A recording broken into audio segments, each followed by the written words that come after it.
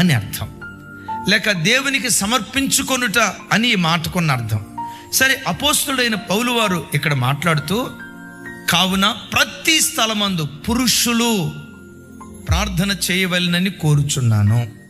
ఎవరు ప్రార్థన చేయాలని కోరుకుంటున్నాడు భక్తుడు? స్త్రీకి సహజ సిద్ధంగా ఆ భక్తి మనసు, ప్రార్థన మనసు ఉంటుంది. స్త్రీకి దేవుడిచ్చిన వరం.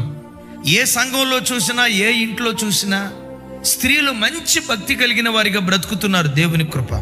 అయితే నేను అంటా, స్త్రీ ప్రార్థనా పరురాలైనట్లుగానే ఏ ఇంటిలో పురుషుడు ప్రార్థనా పరుడవుతాడో ఆ ఇల్లు కట్టబడే విధానమే ప్రత్యేకంగా ఉంటుంది.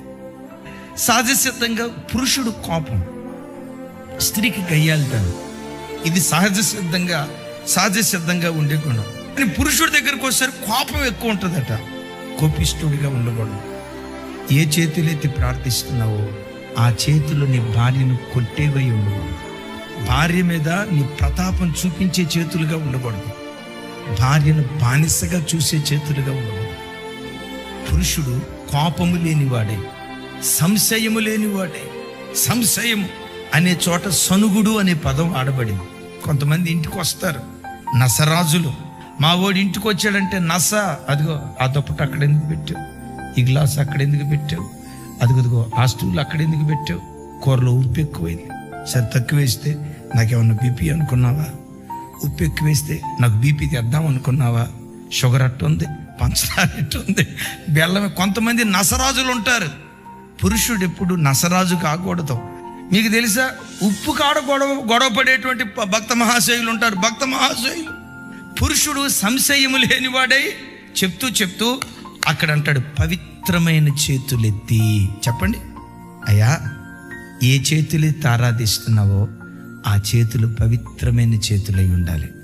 పనికి మాలిన వాటిని ముట్టుకున్న చేతులుగా ఉండకూడదు. అపవిత్రమైన వాటిని తాకిన చేతులుగా ఉండకూడదు. ఈ వాక్యం వింటున్న బిడ్డలారా, నీ చేతుల్లో ఏ పాపం ఉంది? సిగరెట్ అనే పాపం ఉందా? గంజాయి అనే పాపం ఉందా? మద్యపానం అనే పాపం ఉందా? సెల్ ఫోన్ అనే పాపం ఉందా? ఫోర్నోగ్రఫీ అనే పాపం ఉందా? సోషల్ మీడియా అనే పాపం ఉందా? అశ్లీలమైన బూతు బొమ్మలు అనేటువంటి ఏ పాపం నీ చేతిలో ఉందో నాకు తెలియదు. నా ప్రభు అంటున్నాడు, ఈ డిసెంబర్ మాసంలో నీ చేతిలో పాపం ఉండుట చూసి ఆ పాపాన్ని నువ్వు దూరంగా పారవేస్తే నీ దుర్దర్శ మరిచిపోయేటట్లుగా నీ తేజస్సును మధ్యాహ్న కాల తేజస్సు వలె దేవుడు మార్చును గాక.